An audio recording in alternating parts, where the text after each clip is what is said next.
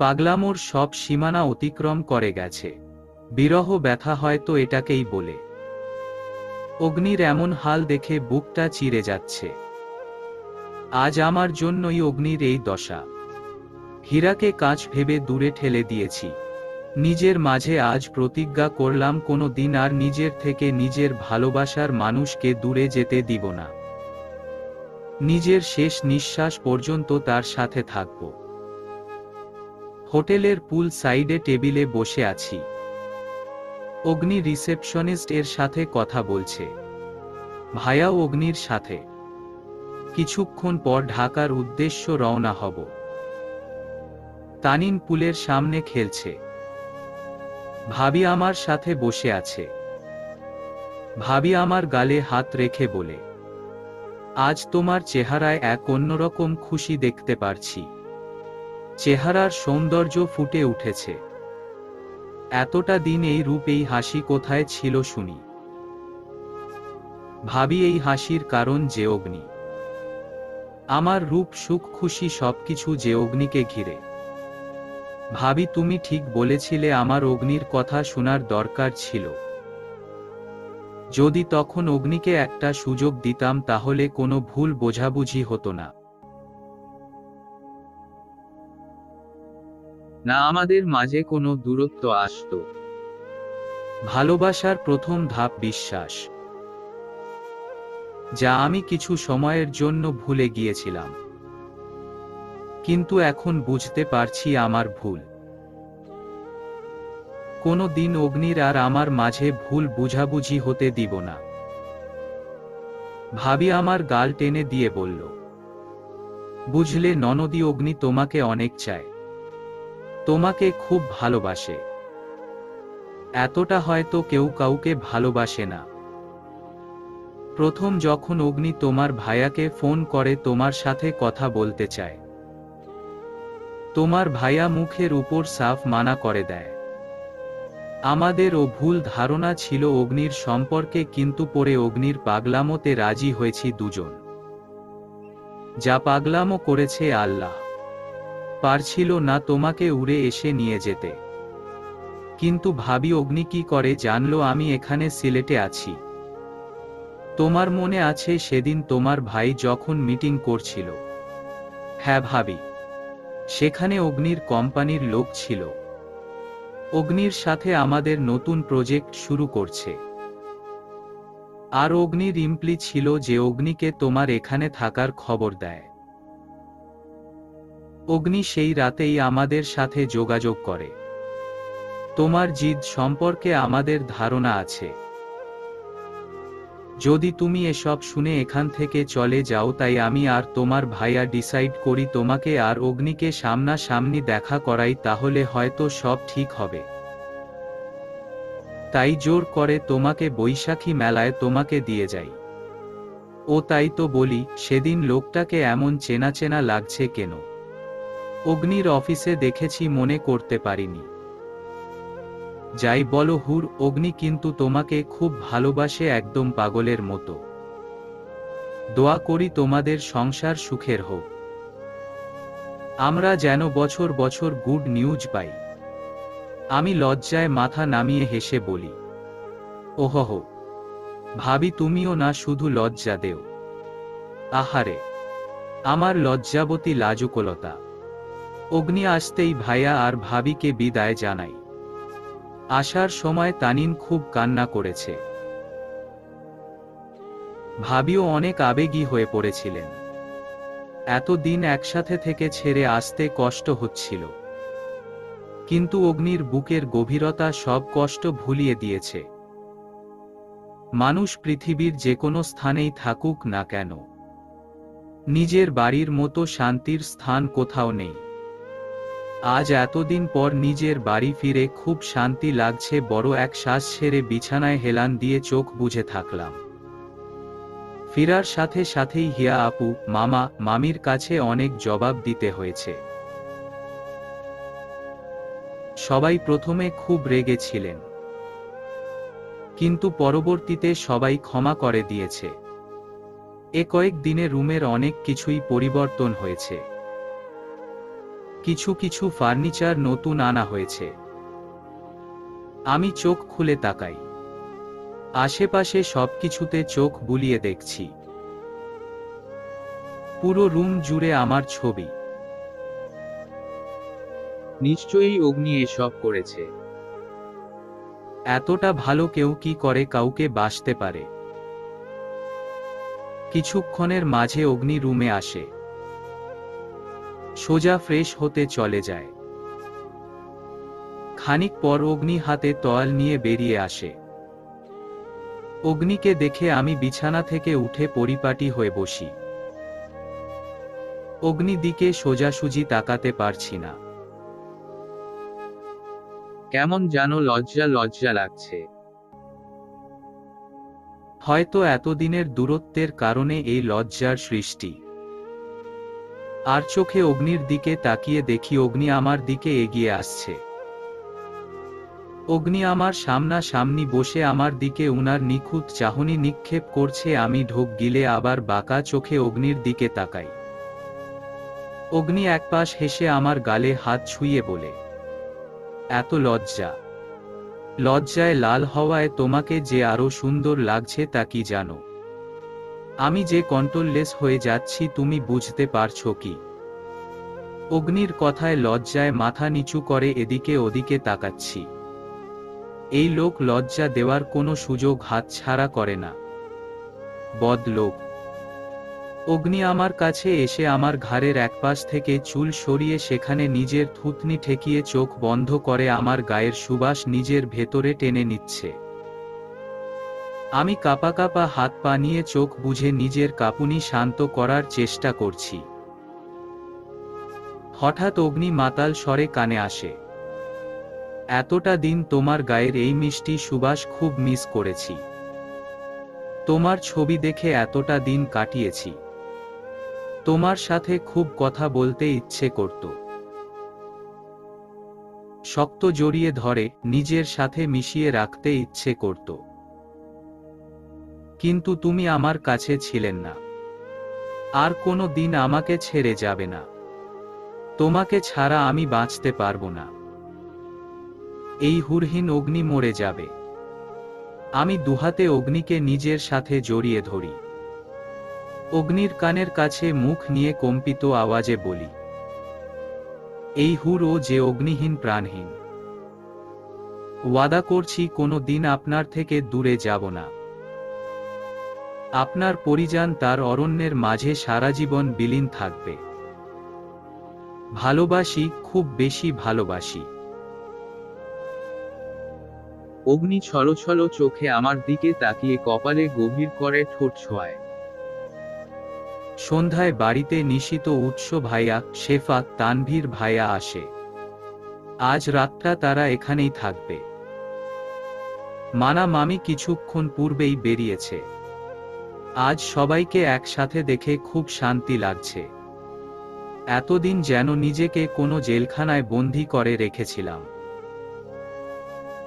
আজ মন খুলে হাসতে পারছি। কাছের মানুষগুলোর কেয়ার, ভালোবাসা সবকিছু থেকে নিজেকে বঞ্চিত করে রেখেছিলাম। রাতের দিকে ছাদে আড্ডা বসেছে।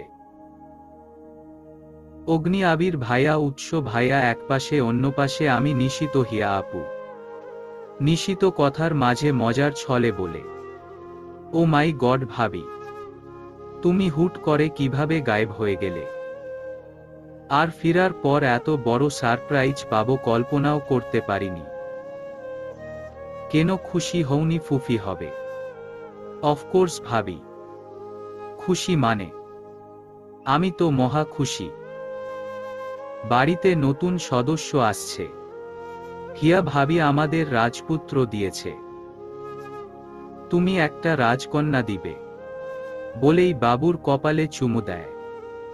নিশিতের কথায় হেসে উত্তর দেই, বাহ, কি ডিমান্ড! কিন্তু আমার যে একটা রাজপুত্রই চাই, একদম তার বাবার মতো। হিয়া আপু বড় বড় চোখ করে হেসে বললেন, না বোন, বাবার মতো হওয়ার দোয়া করিস না। বাবার যা রাগ জিদ, যদি ছেলেও এমন হয় তাহলে তুই তো শেষ হুর। ফিনিশ। আমি হিয়া আপুর কথায় অবাক হয়ে বলি, ওমা আপু, তুমি দেখি আজ তোমার দেবরের সাইড না নিয়ে উল্টো দেবরের বদনাম করছো। তোমার শরীর টরির ঠিক আছে তো? শেফা বলে উঠে, করবে না তো কি করবে? অগ্নি ভাইয়া যা করেছে এই 2 মাস, মাই গড, আমি এমন বউ পাগল কোনো দিন দেখিনি। সারাদিন পর যখন তোকে না পেয়ে হতাশ হয়ে বাড়ি ফিরতো, সব ভাঙচুর করত। কতবার হসপিটালে ভর্তি হয়েছে। সত্যি অগ্নি ভাইয়া তোকে পাগলের মতো ভালোবাসে। তুই যা করেছিস একদম ঠিক করিসনি। তুই তো সব জানিস, শক্তি যা করেছে সবকিছুর পর আমার ঠিক থাকতে পারিনি। আর বোকামির বসে এমন সিদ্ধান্ত নিয়ে ফেলেছি, কিন্তু আমার শিক্ষা হয়ে গেছে, আর কোনো দিন এমন কিছু করব না। নিশিত পরিস্থিতি এমন থমথমে হতে দেখে আওয়াজ করে বলে উঠে, ভাবি এসব ছাড়ো। এটা বলো, তুমি এমন বোকামি কি করে করতে পারো? তোমার প্রেগন্যান্সির 3 মাস চলাকালীন সময়ে তুমি প্রেগন্যান্সি চেক আপ করিয়েছো? সিরিয়াসলি? তুমি এই যুগের মেয়ে তো নাকি টাইম মেশিন দিয়ে আদিম যুগ থেকে এসেছো? এখনকার মেয়েরা 6 সপ্তাহ চলাকালেই বুঝতে পারে তারা প্রেগন্যান্ট কিনা। চেক আপ করাই। ফুপি মারা যাওয়ার পর তোমার লক্ষণ দেখে আঁচ করতে পেরেছিলাম তুমি প্রেগন্যান্ট। তোমাকে চেক আপ করাতে বলেছিলাম। কিন্তু তুমি কি করলে? খামখেয়ালি। ঠোঁট উল্টিয়ে বললাম, ইয়ার, এভাবে লজ্জা দিও না। আমি সত্যি বিশ্বাস করতে পারছিলাম না। আর ওই কয়েক মাসের এত তোড়জোড়ে মাঝে বিষয়টা মাথা থেকে একদম চলে গিয়েছিল। এখন তুমি আর বেবি ঠিক আছো তো? আমি নিশিতের কথায় শুকনো ঢোক গিলে উত্তর দেই, একদম ঠিক আছি। এমন সময়ই অগ্নি আওয়াজ কানে ভেসে আসে। পিছনে তাকিয়ে দেখি প্লেট ভরা ফ্রুট নিয়ে একগাল হেসে দাঁড়িয়ে আছে। ইসস, কি সুন্দর হাসি! আমার ঠোঁট একাই প্রসারিত হয়ে যায়। অগ্নি ঠোঁটে হাসি ঝুলিয়ে বললেন, গার্লস কি নিয়ে কথা হচ্ছিল? নিশিত অগ্নির কথায় হেসে জবাব দেয়, তোমার বউয়ের বোকামি নিয়ে আলোচনা হচ্ছিল। অগ্নি আমার দিকে চোখ রেখে বলে, আমার বাচ্চা বউ একটু আকটু বোকামি করে তা আমি জানি, কিন্তু এখন আবার কি বোকামি করেছে? এখন না আগেকারই? তোমা নিশিত কিছু বলতে নিলে আমি মুখ চেপে ধরি। নিশ্চিত আগের কথা বলবে? ভাই বোন সব লাগামহীন। শুধু আমায় লজ্জায় ফেলার সুযোগ খুঁজে। ইয়া আল্লাহ, তুমি এদের সুবুদ্ধি দান করো। অগ্নি আমার লজ্জা মাখা মুখ দেখে হেসে আমার পাশে এসে বসে আমার সামনে ফ্রুটসের প্লেট রেখে বলল, বিকেলে নাস্তাটা কমপ্লিট করনি? যা খেয়েছিলে সব বমি করে ফেলেছ। সবগুলো শেষ চাই। কাদো কাদো চেহারা করে বললাম, আয়া আয়া, কেমন অত্যাচার!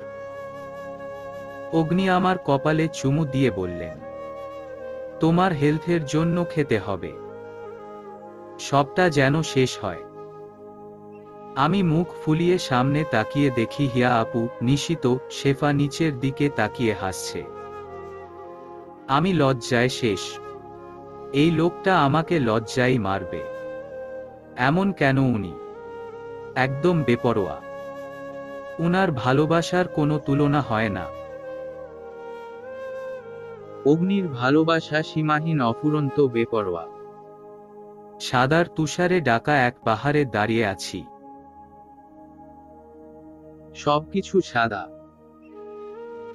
যেন প্রকৃতির বাহারি রঙের উপর কেউ সাদা রং ঢেলে দিয়েছে। আসমান থেকে তুষার বৃষ্টি ঝরছে। সাদা রঙে প্রকৃতির যেন অদ্ভুত সৌন্দর্যময় রূপ ধারণ করেছে। আমার চোখের ঠিক সামনেই অগ্নি দাঁড়িয়ে আছে। তার কোলে এক ফুটফুটে বাচ্চা। বাচ্চাটার চোখ জোড়া খুব গভীর, আলোর মতো ঝলমল করছে। অগ্নির পরনে কালো কাপড় আর চোখে অশ্রুর বিন্দু। আমি মুচকি হেসে অগ্নির দিকে 2 কদম বাড়াতেই প্রকৃতি এক ভয়ঙ্কর রূপ ধারণ করে। হঠাৎই চারদিকে কালো অন্ধকারে ডেকে যায়। শোকের ছায়া নেমে আসে। আমি আপ্রাণ চেষ্টা করছি অগ্নির দিকে যাওয়ার, কিন্তু কোনোভাবে তার কাছে পৌঁছাতে পারছি না। পিছন থেকে কেউ যেন আমার হাত ধরে রেখেছে। আমি ঘাড় ঘুরিয়ে দেখি মা দাঁড়িয়ে আছে, আমাকে পিছনের দিকে টেনে নিয়ে যাচ্ছে। আমি ছাড়ানোর হাজার চেষ্টা করছি, কিন্তু কোন কাজ হচ্ছে না। আমাকে টেনে ছেঁচড়ে নিয়ে যাচ্ছে।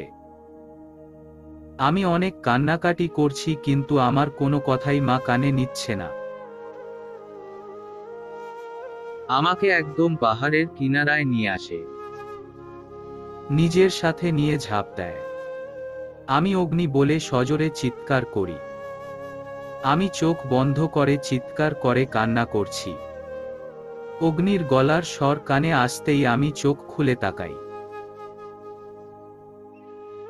অন্ধকারে হালকা ড্রিম লাইটের আলোতে অগ্নির ভয়ার্ত চেহারা দেখা যাচ্ছে। আমি হুট করে অগ্নিকে জড়িয়ে ধরে আবার কান্না করে দেই। একসময় হিচকি উঠে যায়। আমি ধীরে ধীরে অগ্নির বুকের সাথে মিশে যাচ্ছি। প্রচণ্ড ভয় করছে। অগ্নির বুকে ভিতর আশ্রয় নিলে হয়তো এই ভয় নিবারণ হতো।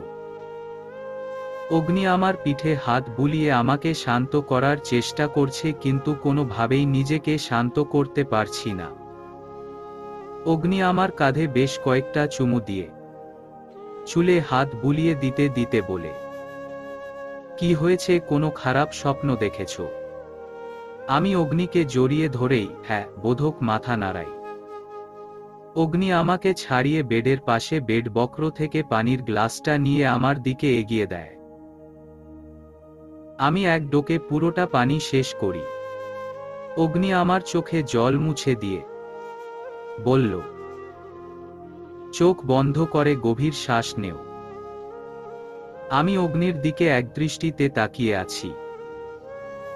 অগ্নি আবার বলল, নেও না। আমি চোখ বন্ধ করে গভীর শ্বাস নেই। চোখে খুলে অগ্নির দিকে ভীতু চোখে তাকাতেই অগ্নি আমার কাছে আমার কপালে বেশ কিছু চুমু এঁকে দেয়। আমি বন্ধ চোখে অগ্নির প্রত্যেকটা স্পর্শ অনুভব করি। অগ্নি আমার কপালের সাথে কপাল ঠেকিয়ে নাকে নাক ঘষতে ঘষতে বলে, কিছু হবে না। আমি তোমার সাথে আছি তো। তোমার কিছু হতে দিব না। সর্বদা তোমার সাথে থাকব। নিজের শেষ নিঃশ্বাস পর্যন্ত আমার সবটা দিয়ে তোমার হেফাজত করব। আমি অগ্নির বুকে মাথা রাখি। অগ্নি বালিশে হেলান দিয়ে শুয়ে আছে। আলতো হাতে আমার চুলে বিলি কেটে দিচ্ছে। আমি অন্যমনস্ক হয়ে আছি। অগ্নির টি শার্টের কিছুটা অংশ খুব শক্ত করে নিজের মুঠোয় ধরে আছি। যেন মুঠো হালকা হলেই আমি অগ্নির থেকে দূরে চলে যাব। অগ্নি কিছুক্ষণ পর পর আমার মাথায় নিজের ঠোঁট ছোঁয়াচ্ছে। সে রাতে আর ঘুম হয় না। অগ্নিও আমার সাথে সারাটা রাত জাগে। ফজরের আজানে বিছানা ছেড়ে উঠে নামাজ আদায় করেনি। বারান্দার রেলিং ধরে দাঁড়াই। এখনো ভোরের আলো ফুটেনি, চারদিকে এখনো আবছা অন্ধকারে মোড়ানো। আমি উদাসীন দৃষ্টিতে বিশাল আকাশের দিকে তাকিয়ে আছি। সূর্য কি সুন্দর করে রাতের আধার কাটিয়ে নতুন দিনের সূচনা করছে। কিন্তু আমার জীবনে কি নতুন দিনের সূচনা হবে? নাকি সোনালী দিনের সূচনার আগেই জীবন কালো মেঘে ছেয়ে যাবে? সেই ভয়ঙ্কর স্বপ্নের অর্থ কি ছিল? কেন দেখেছি অগ্নি আমাকে শেষ বিদায় জানাচ্ছে। এতদিন পর আমার জীবনে সব ঠিক হচ্ছে, নতুন করে সব শুরু হচ্ছে। সবেমাত্র সুখের ছোঁয়া লেগেছে। তবে কি এই সুখই জীবনের শেষ সুখ? এখানেই সমাপ্তি হবে? ভয় অনিশ্চয়তায় বুক ভার হয়ে আছে। অগ্নির স্পর্শে আমার ধ্যান ভাঙে।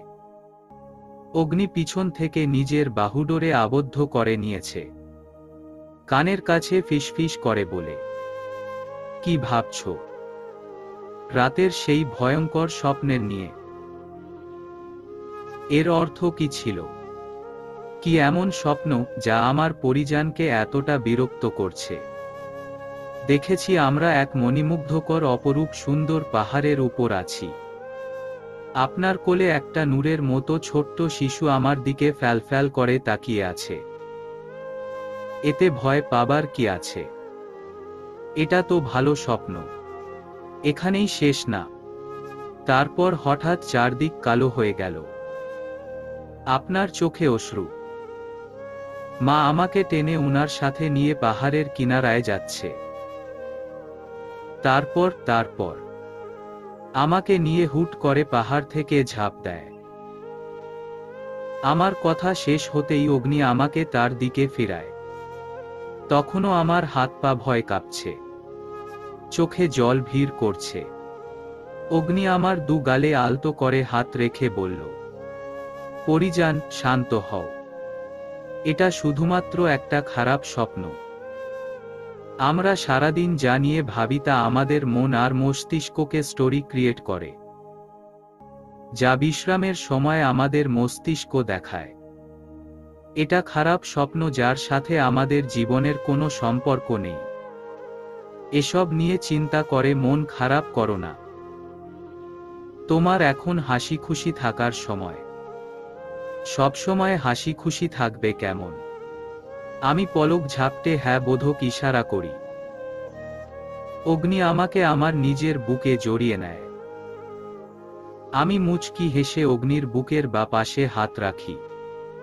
অগ্নি আমার কানের পিছনে চুল গুজে দিয়ে বলল, ভিতরে চলো, নাস্তা রেডি করে নেও। আমি মাথা তুলে অগ্নির দিকে অবাক চোখে তাকিয়ে বলি, এখনো তো সবাই ঘুমে। এত সকালে নাস্তা তৈরি করলো কে? চম্পা। কেন মেম, আমাকে কি চোখে পড়ে না? আমি বিষম খেয়ে বলি, আপনি নাস্তা রেডি করেছেন? আপনি? ইয়েস। পরিজান। অগ্নি, আপনি কি পাগল? শুধু শুধু কষ্ট করে এসব করেছেন? এখনো তো নাস্তার টাইম হয়নি আর আমার ক্ষুধা লাগেনি। তুমি ডিস্টার্ব ছিলে, সারা রাত জেগেছ, ঘুমাওনি। তাই ভাবলাম আমার পরিজনকে ছোট একটা সারপ্রাইজ দেওয়া যাক। এতে যদি আমার পরিজনের মন সামান্য ভালো হয়। অগ্নি, আপনি সত্যি পাগল। আর তা শুধু তোমার জন্য। এখন ভিতরে চলো, নাস্তা করে নেও। আমি ভিতরে যেতেই হা করে তাকিয়ে থাকি। অগ্নি খুব সুন্দর করে ব্রেকফাস্ট সাজিয়েছে। একটা প্লেটে 2টা চিকেন স্যান্ডউইচ, পাশেই টমেটো কেচাপ দিয়ে স্মাইলি ইমোজি ড্র করা। 2টা জগ, একটায় অরেঞ্জ জুস, অন্যটায় গ্রেপ। একটা প্লেটে ফ্রুটস কাটা, বয়েল এগ, মাঝে ফুলদানিতে তাজা গোলাপ ফুল। এখনই হয়তো বাগান থেকে ছিঁড়ে এনেছে। সবকিছু পরিপাটি সুন্দর করে সাজানো। আমি মুগ্ধ চোখে তাকিয়ে আছি। এই মানুষটা এমন কেন? উনার সবকিছু এত সুন্দর পরিপাটি। আর উনার ভালোবাসা তো লাজবাব। অগ্নি আমার দিকে তাকিয়ে মাথা চুলকাতে চুলকাতে অপরাধীর ভঙ্গিতে বলল, সরি, আসলে বেশি কিছু করতে পারিনি। তোমার পছন্দ হয়েছে কি? আমি আচমকা অগ্নিকে জড়িয়ে ধরে তার গালে কয়েকটা চুমু খেয়ে নেই। অগ্নি আমার দিকে হা করে তাকিয়ে আছে। আমি অতি আনন্দের স্বরে বলি, অগ্নি, আমার খুব খুব খুব পছন্দ হয়েছে। আপনি এত সুন্দর সারপ্রাইজ দিয়ে আমার দিনটা স্পেশাল করে দিয়েছেন। তো এবার ব্রেকফাস্ট করে নিও। আমরা মর্নিং ওয়াকে যাব। Morning walk? এখন থেকে প্রতিদিন দুজন একসাথে মর্নিং ওয়াকে যাব। তোমার আর বেবির জন্য খুব উপকারী। আমি উত্তরে মুচকি হাসি। অগ্নি আর আমি একসাথে নাস্তা করে মর্নিং ওয়াকের জন্য রেডি হই। জুতার ফিতা বাঁধতে গিয়ে পড়ি মুশকিলে। কোনোভাবেই নিচু হয়ে জুতার ফিতা বাঁধতে পারছি না। পেটে চাপ পড়ছে। ব্যর্থ হয়ে হাল ছেড়ে দেই। মন খারাপ করে মাথা নিচু করে বসে থাকি। এমন সময় পাই কারো স্পর্শ পাই। তাকিয়ে দেখি অগ্নি। আমার পায়ে ধরতেই আমি পা সরিয়ে নিয়ে বলি, কি করছেন? পায়ে ধরছেন কেন? স্বামীদের স্ত্রীর পায়ে ধরতে নেই। অগ্নি আমার কথা কানে না নিয়ে নিজের মন মতো কাজ করে যাচ্ছে। আমার পায়ে জুতা পরিয়ে ফিতা বেঁধে দেয়। আমার চোখে চোখ রেখে বলে, স্ত্রী সব রকম সুবিধা অসুবিধার দিকে লক্ষ্য করা স্বামী দায়িত্ব। আর আমি আমার দায়িত্ব পালন করছি। সারা জীবন তোমার দাস হয়ে থাকতেও রাজি আমার সুন্দরী। কথা শেষ করে আমার দুহাতে নিজের ঠোঁট স্পর্শ করে আমি খুশিতে ছলছল চোখে তাকিয়ে আছি। এত ভালোবাসা পেয়ে নিজেকে দুনিয়ার সবচেয়ে সৌভাগ্যবতী স্ত্রী মনে হচ্ছে। অগ্নির এই অন্তহীন ভালোবাসা আমাকে পাগল করে দেয়। কে বলেছে স্বর্গ দূর? আমার জন্য তো স্বর্গ এই দুনিয়াতেই। আমার অগ্নির মাঝেই আমার স্বর্গ। যদি পৃথিবীর প্রতিটা পুরুষ তার স্ত্রীকে এভাবে ভালোবাসত, তাহলে হয়তো প্রতিটা স্ত্রীর জন্য এই দুনিয়াটা স্বর্গ হতো। দুপুরে সবাই একসাথে লাঞ্চ করছি। অগ্নিও কিছুক্ষণ পূর্বেই বাড়িতে ফিরেছে। অগ্নি নিজের পুরোটা সময় আমাকে দেয়। আমি অগ্নির পাশের চেয়ারে বসে আছি। খাবারের ঘ্রাণে মাথা ভন ভন করে ঘুরছে। ভিতরে যা আছে সব বেরিয়ে আসতে চাইছে। কিছু মুখে তুলতে পারছি না। যা খাচ্ছি সব বেরিয়ে আসতে চাইছে।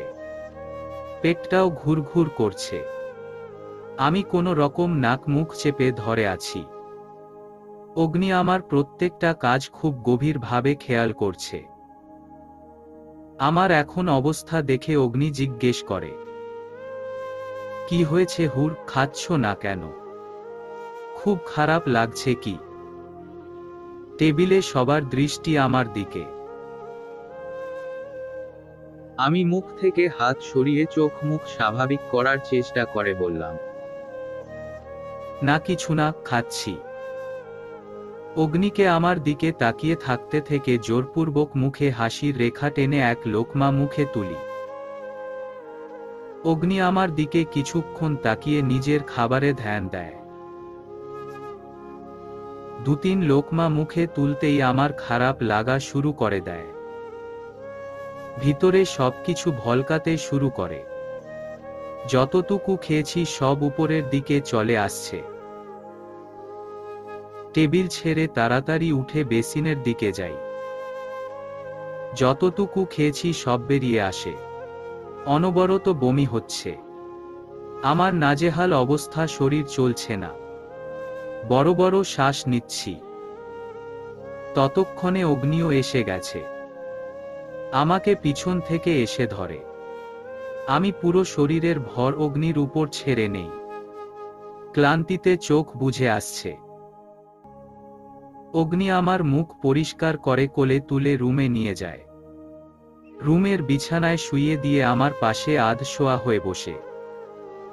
আমি তখনও অগ্নির শার্ট শক্ত করে জড়িয়ে ধরে আছি। মুখটা অগ্নির বুকের মাঝে লুকানো।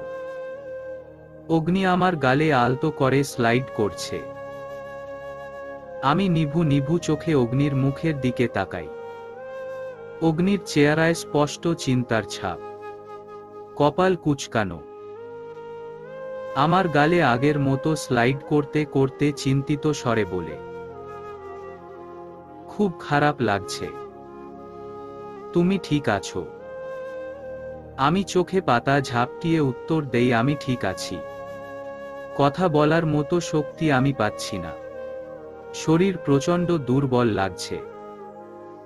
আমি বুঝতে পারছি আমি ধীরে ধীরে দুর্বল হয়ে যাচ্ছি। এমনটা তো হওয়ারই ছিল। ভবিষ্যতের চিন্তা মাথায় আসতেই বুকটা অজানা ভয়ে নাড়া দিয়ে ওঠে। দুশ্চিন্তা আর শারীরিক দুর্বলতায় গা আর সায় দিচ্ছে না। আমি আবার চোখ বুজে অগ্নিকে আগের চেয়ে শক্ত করে জড়িয়ে ধরে ঘুমানোর চেষ্টা করি। এই বুকটাই আমার সবচেয়ে শান্তির স্থান। যদি এই মানুষটা আমার কাছে থাকে, সব ধরনের লড়াই আমি করতে পারব, হোক তা মানসিক বা অন্য কোনো। অগ্নি আমার সবচেয়ে বড় শক্তি। আমি যখন অগ্নির বুকে প্রশান্তি আর ভয় নিবারণের ঔষধ খোঁজ করছিলাম, অগ্নি তখন গভীর চিন্তায় লীন। সেই চিন্তার কারণটাও আমি জানি। ঘুম ভাঙার পর আমার অনেক প্রশ্নের জবাব দিতে হবে। ঘুম ভাঙে বিকেলের শেষ প্রহরের দিকে। অন্ধকার নেমে আসছে, মাগরিবের আজান এখনো দেয়নি। আমি ছোট ছোট চোখ করে তাকিয়ে দেখি অগ্নি আমার খুব কাছে নিখুঁত চাহনিতে আমাকে দেখছে। দুজনের গায়ের উপর কম্বল ছড়ানো। রুমে এসি চলছে। অগ্নির খোঁচা খোঁচা দাড়িতে আলতো হাতে স্পর্শ করি, মলিন হেসে নিচু স্বরে বলি, এভাবে কি দেখছেন?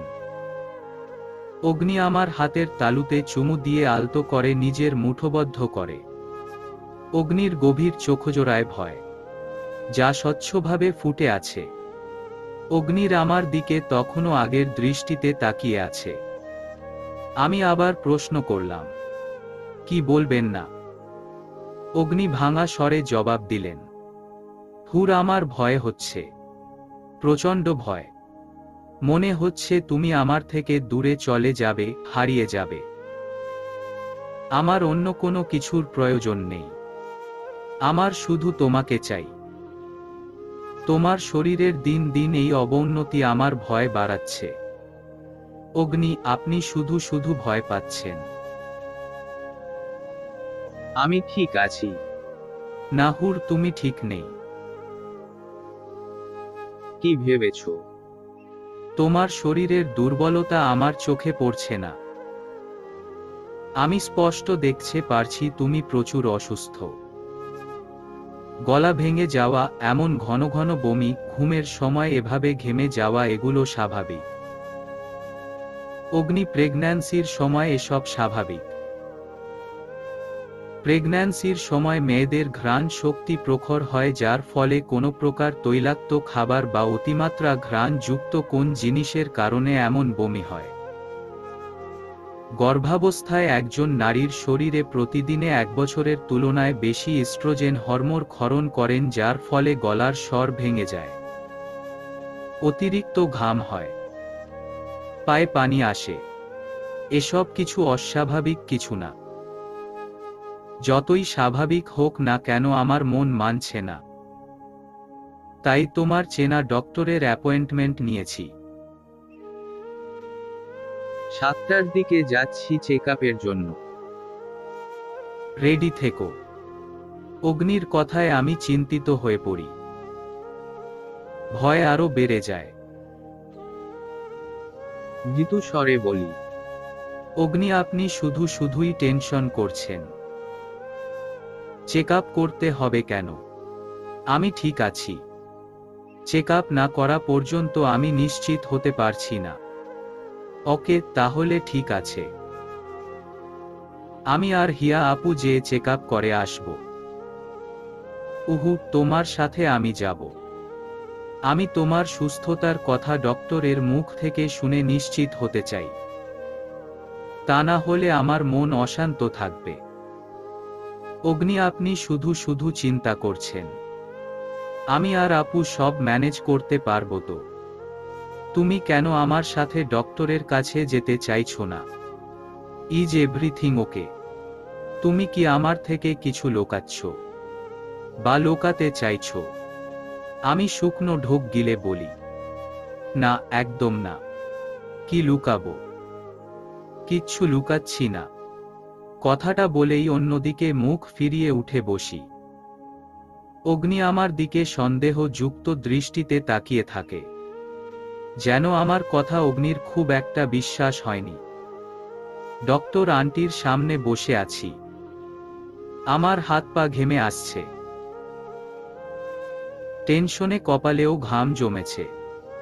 আন্টি আমার রিপোর্টগুলো চেক করছে, চেহারায় চিন্তার আভা। কিছুক্ষণ পর আমার দিকে হতাশ চোখে তাকায়। অগ্নি আমার পাশেই বসে আছে।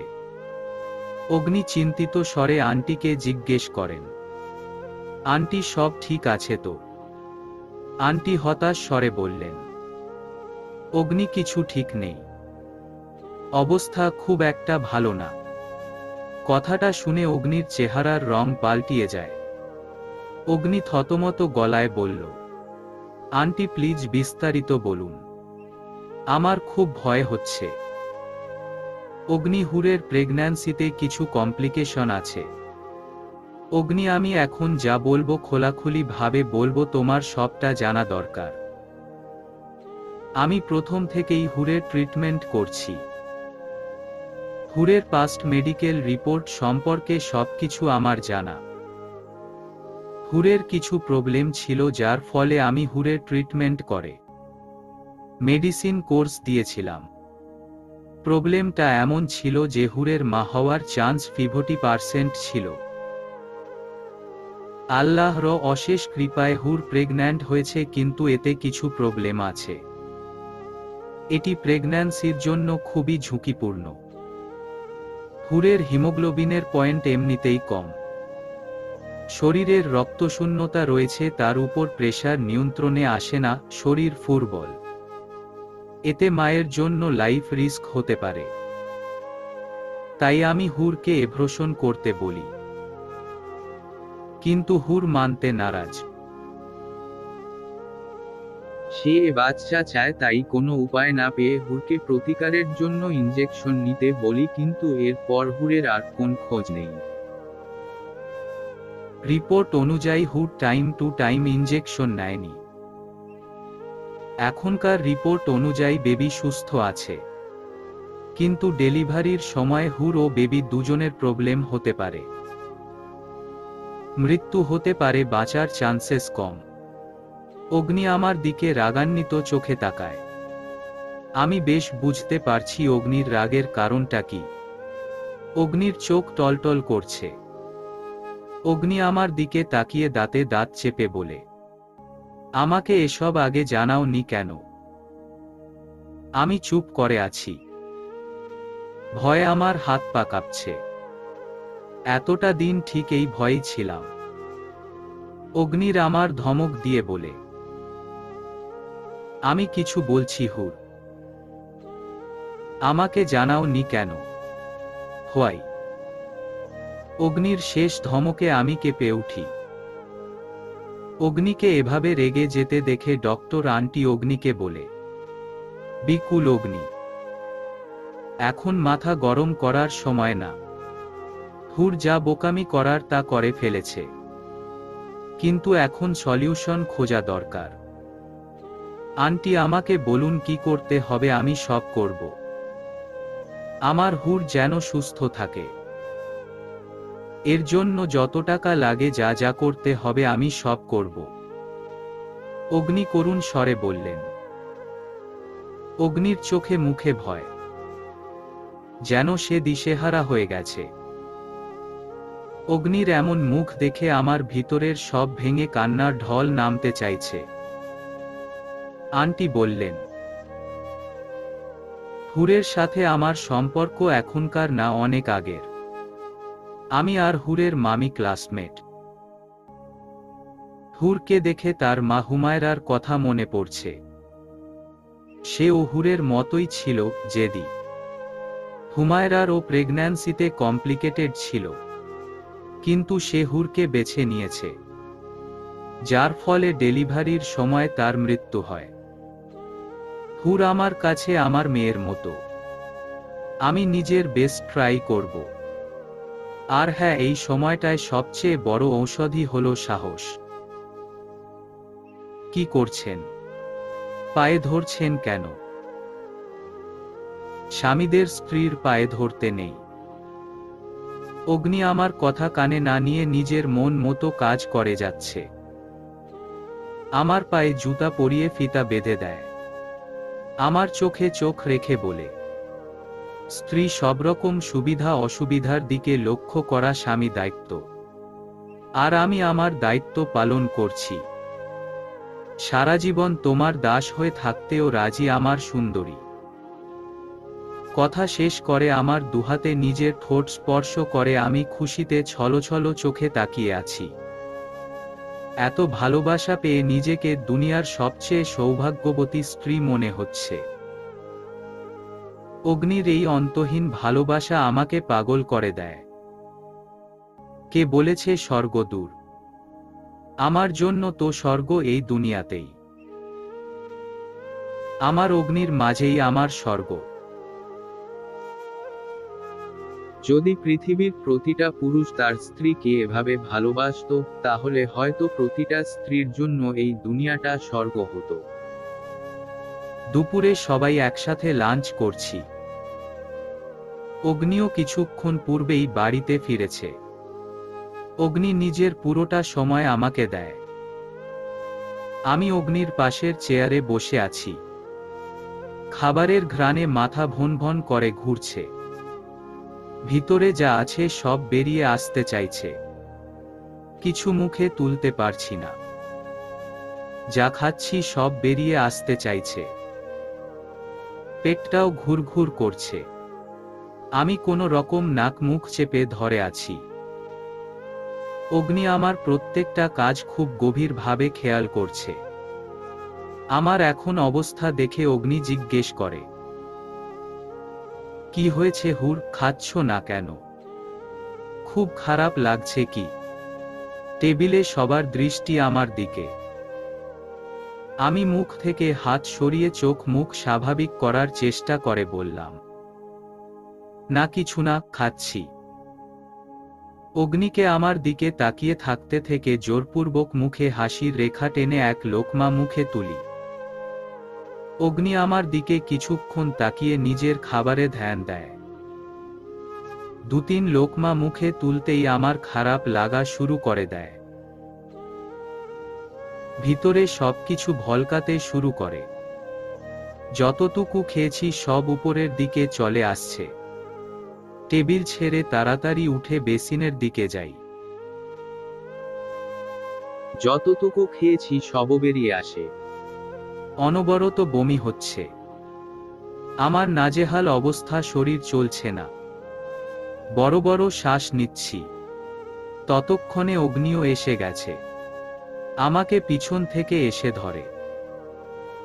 আমি পুরো শরীরের ভর অগ্নির উপর ছেড়ে নেই। ক্লান্তিতে চোখ বুজে আসছে। অগ্নি আমার মুখ পরিষ্কার করে কোলে তুলে রুমে নিয়ে যায়। রুমের বিছানায় শুইয়ে দিয়ে আমার পাশে আধ শোয়া হয়ে বসে। আমি তখনও অগ্নির শার্ট শক্ত করে জড়িয়ে ধরে আছি। মুখটা অগ্নির বুকের মাঝে লুকানো।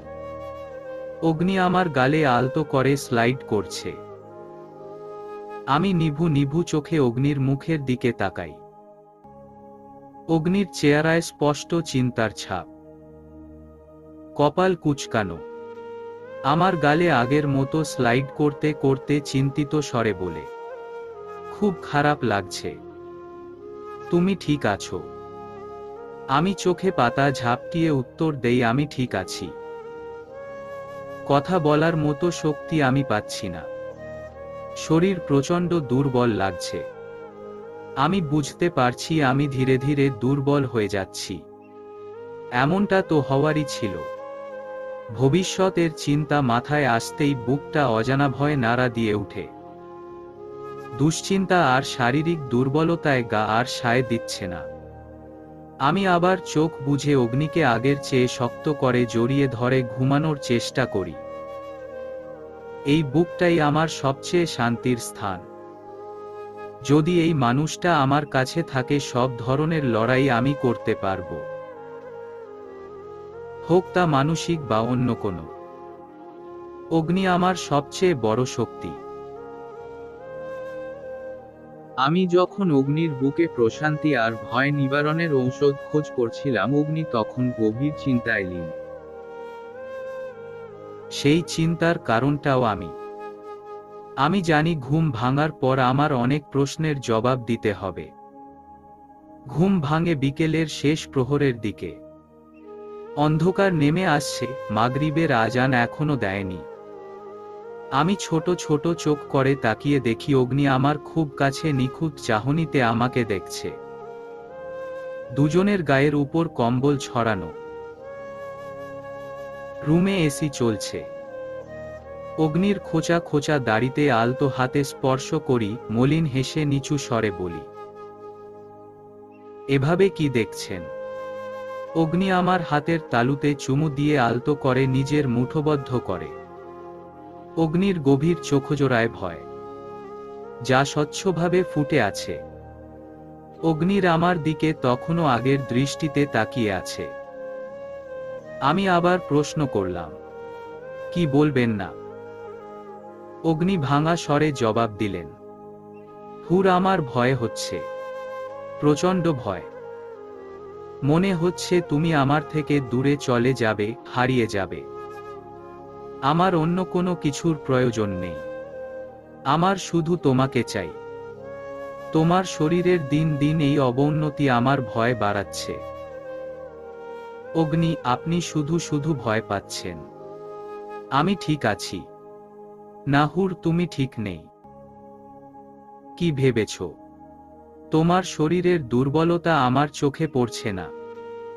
আমি স্পষ্ট দেখতে পারছি তুমি প্রচুর অসুস্থ। গলা ভেঙে যাওয়া, এমন ঘন ঘন বমি, ঘুমের সময় এভাবে ঘেমে যাওয়া, এগুলো স্বাভাবিক। অগ্নি, প্রেগন্যান্সির সময় এসব স্বাভাবিক। প্রেগন্যান্সির সময় মেয়েদের ঘ্রাণ শক্তি প্রখর হয়, যার ফলে কোনো প্রকার তৈলাক্ত খাবার বা অতিমাত্রা ঘ্রাণ যুক্ত কোন জিনিসের কারণে এমন বমি হয়। গর্ভাবস্থায় একজন নারীর শরীরে প্রতিদিনে 1 বছরের তুলনায় বেশি ইস্ট্রোজেন হরমোন ক্ষরণ করেন, যার ফলে গলার স্বর ভেঙে যায়। অতিরিক্ত ঘাম হয়, পায়ে পানি আসে। এসব কিছু অস্বাভাবিক কিছু না। যতই স্বাভাবিক হোক না কেন আমার মন মানছে না। তাই তোমার চেনা ডক্টরের অ্যাপয়েন্টমেন্ট নিয়েছি। 7টার দিকে যাচ্ছি চেকআপের জন্য। রেডি থেকো। অগ্নির কথায় আমি চিন্তিত হয়ে পড়ি। ভয় আরো বেড়ে যায়। মৃদু স্বরে বলি, অগ্নি, আপনি শুধু শুধুই টেনশন করছেন। চেকআপ করতে হবে কেন? আমি ঠিক আছি। চেকআপ না করা পর্যন্ত আমি নিশ্চিত হতে পারছি না। ওকে, তাহলে ঠিক আছে। আমি আর হিয়া আপু যে চেকআপ করে আসব। উহু, তোমার সাথে আমি যাব। আমি তোমার সুস্থতার কথা ডক্টরের মুখ থেকে শুনে নিশ্চিত হতে চাই। তা না হলে আমার মন অশান্ত থাকবে। অগ্নি, আপনি শুধু শুধু চিন্তা করছেন। আমি আর আপু সব ম্যানেজ করতে পারবো তো? তুমি কেন আমার সাথে ডক্টরের কাছে যেতে চাইছো না? Is everything okay? তুমি কি আমার থেকে কিছু লোকাচ্ছ বা লোকাতে চাইছো?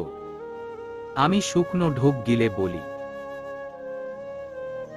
না, একদম না। কি লুকাবো? কিচ্ছু লুকাচ্ছি না।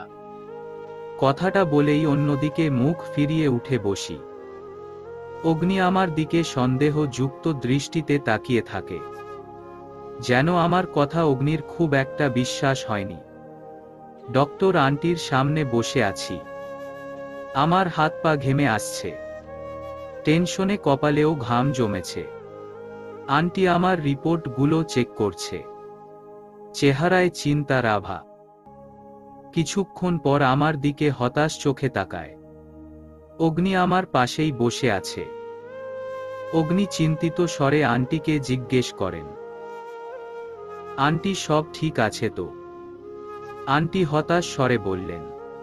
অগ্নি কিছু ঠিক নেই, অবস্থা খুব একটা ভালো না। কথাটা শুনে অগ্নির চেহারার রং পাল্টিয়ে যায়। অগ্নি থতমত গলায় বলল, আন্টি প্লিজ বিস্তারিত বলুন, আমার খুব ভয় হচ্ছে। অগ্নি হুরের প্রেগন্যান্সিতে কিছু কমপ্লিকেশন আছে। অগ্নি আমি এখন যা বলবো খোলাখুলি ভাবে বলবো, তোমার সবটা জানা দরকার। আমি প্রথম থেকেই হুরের ট্রিটমেন্ট করছি। হুরের পাস্ট মেডিকেল রিপোর্ট সম্পর্কে সবকিছু আমার জানা। হুরের কিছু প্রবলেম ছিল যার ফলে আমি হুরের ট্রিটমেন্ট করে মেডিসিন কোর্স দিয়েছিলাম। প্রবলেমটা এমন ছিল যে হুরের মা হওয়ার চান্স 50% ছিল। আল্লাহর অশেষ কৃপায় হুর প্রেগন্যান্ট হয়েছে, কিন্তু এতে কিছু প্রবলেম আছে। এটি প্রেগন্যান্সির জন্য খুবই ঝুঁকিপূর্ণ। হুরের হিমোগ্লোবিনের পয়েন্ট এমনিতেই কম। শরীরের রক্তশূন্যতা রয়েছে, তার উপর প্রেশার নিয়ন্ত্রণে আসে না, শরীর দুর্বল। এতে মায়ের জন্য লাইফ রিস্ক হতে পারে। তাই আমি হুরকে এভর্শন করতে বলি, কিন্তু হুর মানতে নারাজ। সে বাচ্চা চায়, তাই কোনো উপায় না পেয়ে হুরকে প্রতিকারের জন্য ইনজেকশন নিতে বলি, কিন্তু এরপর হুরের আর কোন খোঁজ নেই। রিপোর্ট অনুযায়ী হুর টাইম টু টাইম ইনজেকশন নেয়নি। এখনকার রিপোর্ট অনুযায়ী বেবি সুস্থ আছে, কিন্তু ডেলিভারির সময় হুর ও বেবি দুজনের প্রবলেম হতে পারে। মৃত্যু হতে পারে, বাঁচার চান্সেস কম। অগ্নি আমার দিকে রাগান্বিত চোখে তাকায়। আমি বেশ বুঝতে পারছি অগ্নির রাগের কারণটা কি। অগ্নির চোখ টলটল করছে। অগ্নি আমার দিকে তাকিয়ে দাঁতে দাঁত চেপে বলে, আমাকে এসব আগে জানাওনি কেন? আমি চুপ করে আছি। ভয়ে আমার হাত পা কাঁপছে। এতটা দিন ঠিক এই ভয়েই ছিলাম। অগ্নির আমার ধমক দিয়ে বলে, আমি কিছু বলছি হুর। আমাকে জানাওনি কেন? হোয়াই? অগ্নির শেষ ধমকে আমি কেঁপে উঠি। অগ্নিকে এভাবে রেগে যেতে দেখে ডক্টর আন্টি অগ্নিকে বলে, বিকুল অগ্নি, এখন মাথা গরম করার সময় না। হুর যা বোকামি করার তা করে ফেলেছে, কিন্তু এখন সলিউশন খোঁজা দরকার। আন্টি আমাকে বলুন কি করতে হবে, আমি সব করব। আমার হুর যেন সুস্থ থাকে। এর জন্য যত টাকা লাগে যা যা করতে হবে আমি সব করব।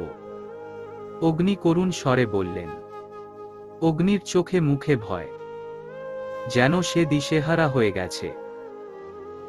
অগ্নির এমন মুখ দেখে আমার ভিতরের সব ভেঙে কান্নার ঢল নামতে চাইছে। আন্টি বললেন, হুরের সাথে আমার সম্পর্ক এখনকার না, অনেক আগের। আমি আর হুরের মামি ক্লাসমেট। হুরকে দেখে তার মা হুমায়রার কথা মনে পড়ছে। সে ও হুরের মতোই ছিল, জেদি। হুমায়রারও প্রেগন্যান্সিতে কমপ্লিকেটেড ছিল, কিন্তু সে হুরকে বেছে নিয়েছে, যার ফলে ডেলিভারির সময় তার মৃত্যু হয়। হুর আমার কাছে আমার মেয়ের মতো। আমি নিজের বেস্ট ট্রাই করব। আর হ্যাঁ, এই সময়টায় সবচেয়ে বড় ঔষধই হলো সাহস। তোমাদের ভেঙে পড়লে হবে না, সাহস করে লড়তে হবে। আল্লাহ চাইলে অবশ্যই হুর আর বেবি সুস্থ থাকবে। তুমি চিন্তা করো না অগ্নি, আল্লাহকে ডাকো। আমি মাথা নত করে প্রত্যেকটা কথা শুনলাম। চেম্বার থেকে বের হতেই অগ্নি আমার হাত ধরে নিয়ে গাড়ি পর্যন্ত আসে। অনেকটা জোরেই ধরেছিল। একবারের জন্য আমার দিকে তাকায়নি। সারা রাস্তা দুজনের মাঝে পিনপতন নীরবতা ছিল। অগ্নির ভিতরে রাগে ফুঁসছে, তা আমি বেশ বুঝতে পারছি। না জানি অগ্নি কোন ঝড় তোলে। বাড়িতে ফেরার পর থেকে অগ্নি আমার সাথে কোনো প্রকার কথা বলেনি, ভালো খারাপ কোনো কিছুই না। অগ্নির এই শান্ত স্বভাব আমার বড় কোনো ঝড়ের পূর্বাভাস মনে হচ্ছে। আমি অগ্নির অপরাধী, আমি মানি আমি যা করেছি তা ভুল, অন্যায় আর বোকামি। অগ্নির কাছে কোনো কিছু এক্সপ্লেইন করার মতো আমার মুখ নেই। আমি আমার ভুলের কথা চিন্তা করে মাথা নত করে আছি।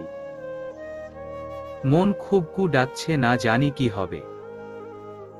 খাবার টেবিলেও আসেনি। আসার পর থেকে মায়ের রুমে দরজা বন্ধ করে বসে আছে।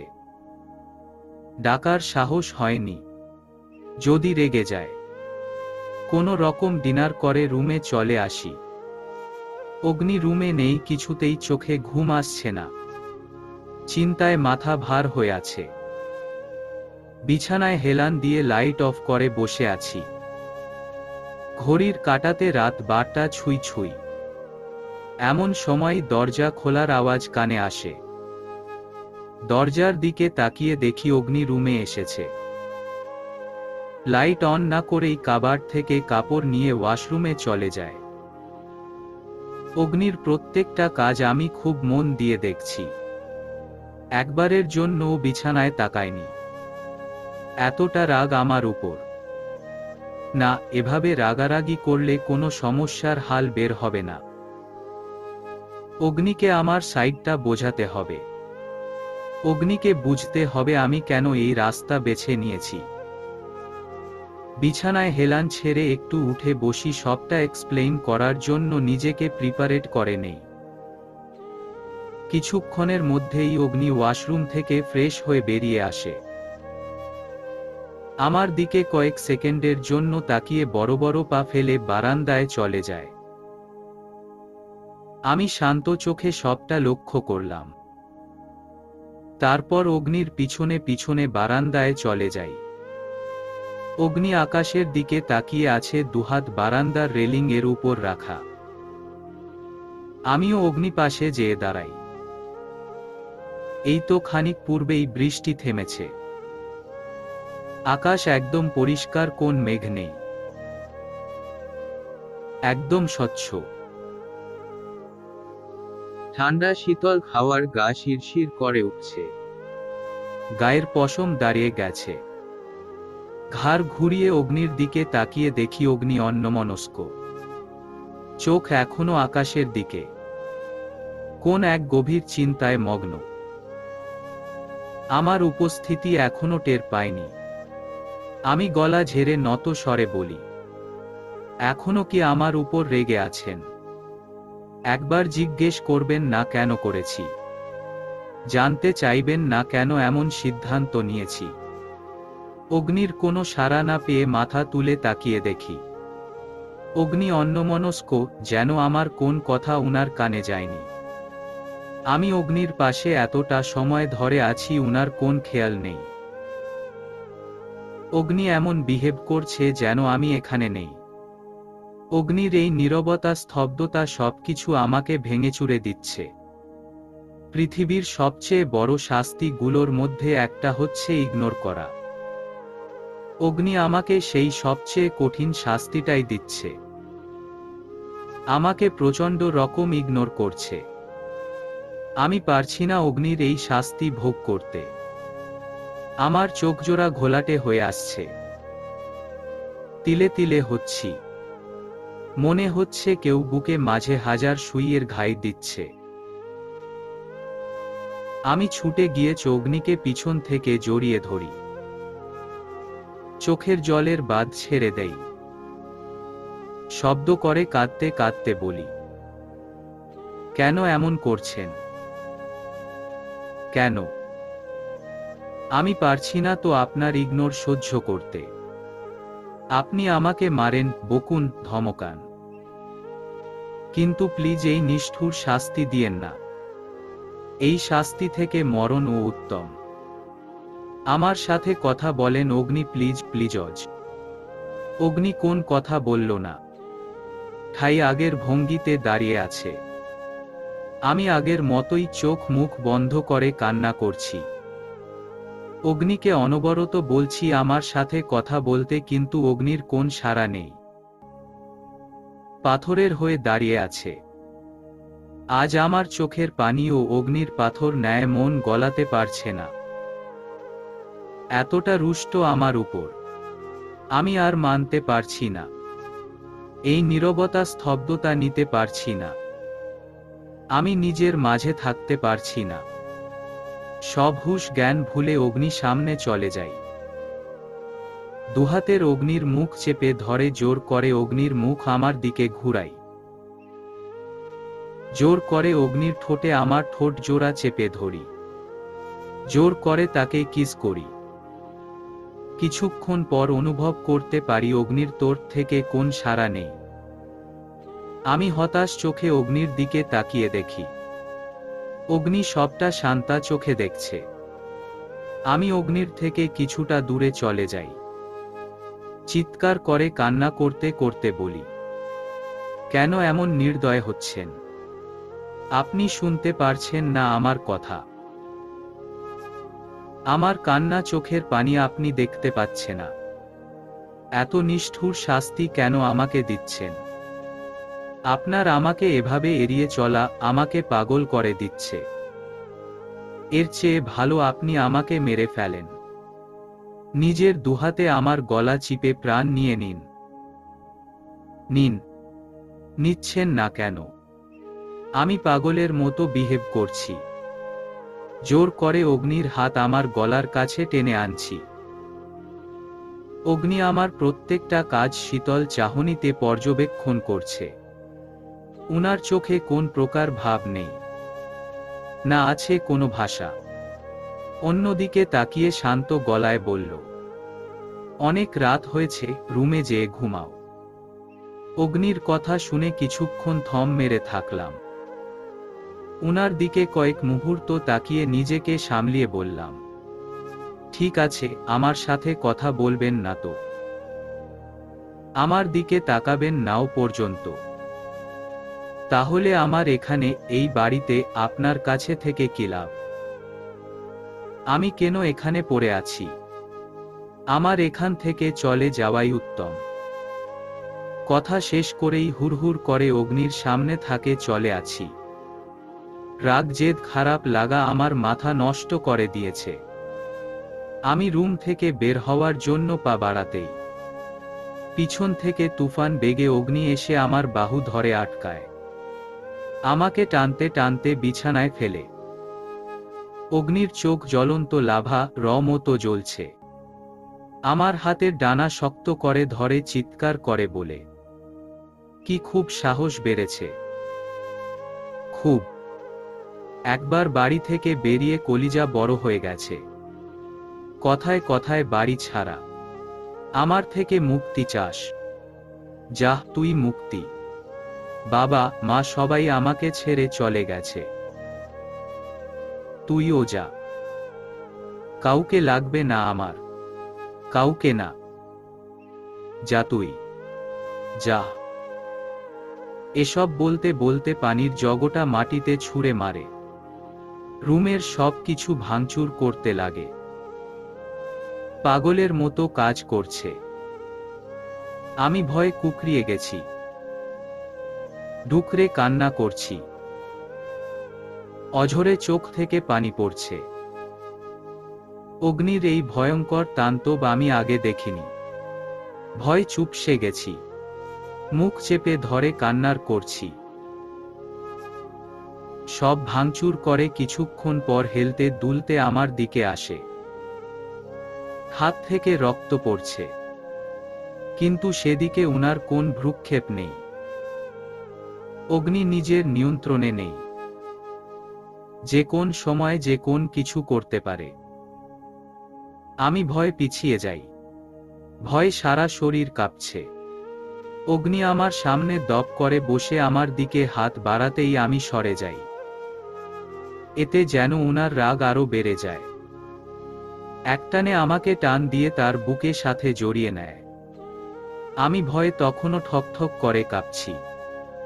কি আশ্চর্য, যেই বুকে নিজের শান্তির ঠিকানা খুঁজে নিতাম, আজ সেই বুকে মাথা রাখতে ভয় লাগছে।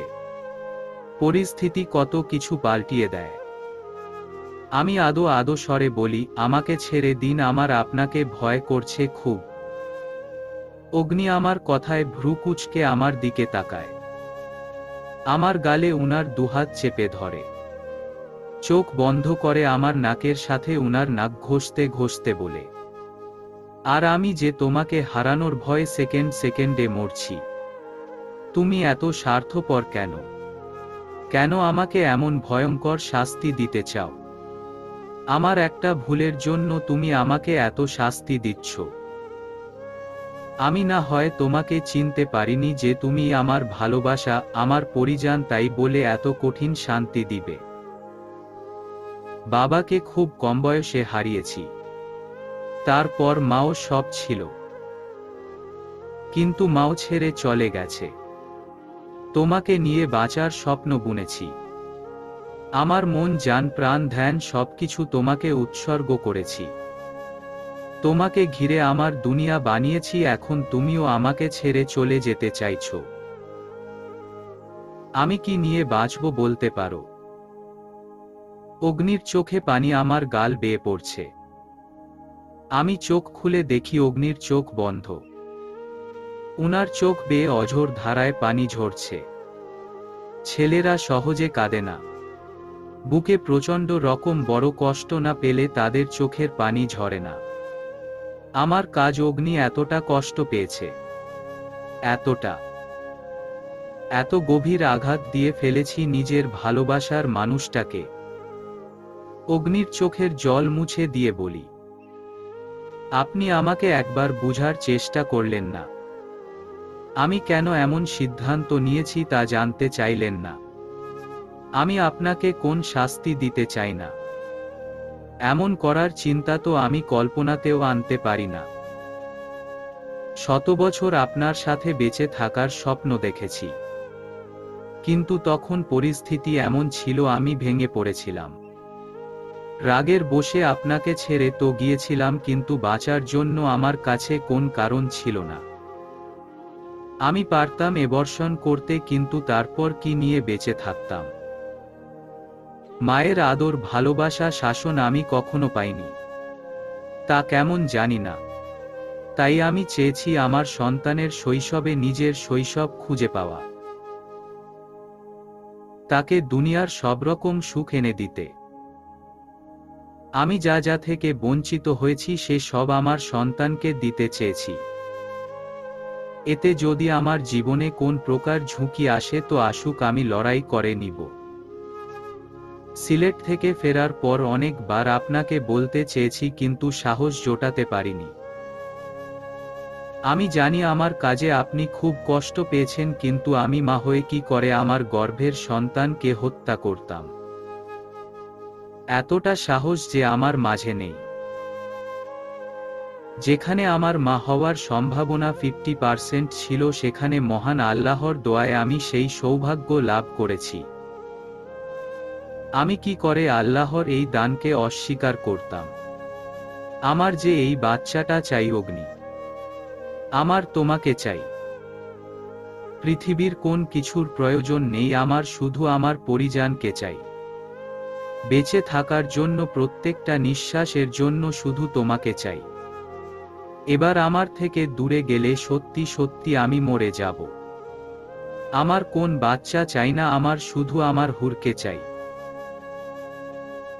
ব্যাস শস। অগ্নি আমার কোলে মাথা রেখে এসব পাগলের মতো প্রলাপ করছে। অগ্নির প্রত্যেকটা কথায় আকুল আবেদন। অগ্নির ভালোবাসার গভীরতা কতটা তা আমার জানা। আল্লাহ না করুক যদি কোনোদিন আমার কোনো কিছু হয়েও যায়, অগ্নি আমাদের সন্তানের মুখ দেখে কখনো তাকে দূরে ঠেলে দিবে না। বুকের মাঝে নিয়ে ঠিক আগলে রাখবে। আমি অগ্নির চুলে হাত বোলাতে বোলাতে বলি, এমন বলতে নেই, এই সন্তান আমাদের দুজনের অংশ। যদি আমার কখনো কিছু হয়েও যায়, আমাদের সন্তানের মাঝে আমার ছায়া পাবেন। অগ্নি ধমকের স্বরে বলে, শাট আপ হুর, আর কখনো এমন বাজে কথা বলবে না। তোমার কিছু হবে না। তোমার আমার জন্য বাঁচতে হবে। আমি তোমাকে কোথাও যেতে দিব না। অগ্নির হুর শুধু অগ্নির কাছেই থাকবে। অগ্নির ধমকে মুচকি হাসি। আমি জানি এই ধমকের পিছনে অফুরন্ত ভালোবাসা আছে। আমি পাশ থেকে মেডিসিন বক্সটা নিয়ে অগ্নির হাতে কাটা জায়গায় মেডিসিন লাগিয়ে দেই। অগ্নির মাথায় ঠোঁট ছুঁয়ে অস্পষ্ট স্বরে বলি, আপনার পরিযান শুধুই তার রাক্ষসরাজের সময় চলমান স্রোতের ন্যায় নিজ গতিতে চলে। আস্তে আস্তে ডেলিভারির সময় ঘনিয়ে আসছে। ডাক্তার আন্টি সাফ জানিয়ে দিয়েছেন সিজার করতে হবে। সিজার ছাড়া সম্ভব না। মা আর বাচ্চা দুজনেরই প্রাণের ঝুঁকি রয়েছে।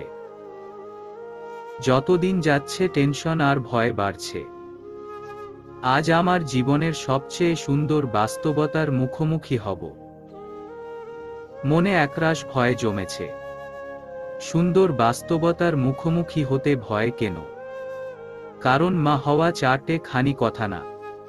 একজন মহিলার জীবনে সবচেয়ে সুন্দর মুহূর্ত হল মা হওয়া।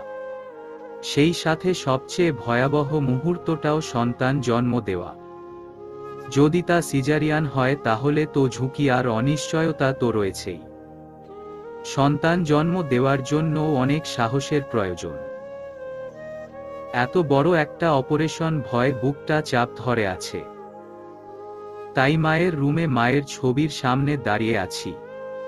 এই মানুষের ছবি যথেষ্ট আমার মনে সাহসের জন্য।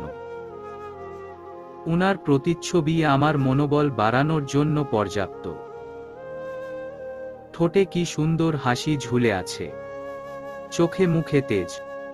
প্রত্যেকটা মেয়ের জন্য উনি আইকন। উনার জীবনী থেকে নতুন ভাবে বাঁচার কারণ খুঁজে পাওয়া যায়। জানি না জীবন কি মোড় নিবে, কিন্তু যদি বেঁচে ফিরতে পারি তাহলে মায়ের পথেই চলব। বেস্ট মা হব, নিজের পরিচয় গড়ে তুলব। হঠাৎ অনুভব করি কেউ আমার কাঁধে হাত রেখেছে। আমি ঘাড় ঘুরিয়ে দেখি অগ্নি। চোখে মুখে ভয় আর টেনশনের ছাপ। অগ্নি হালকা আওয়াজে বলে, আমাদের বের হওয়ার সময় হয়েছে।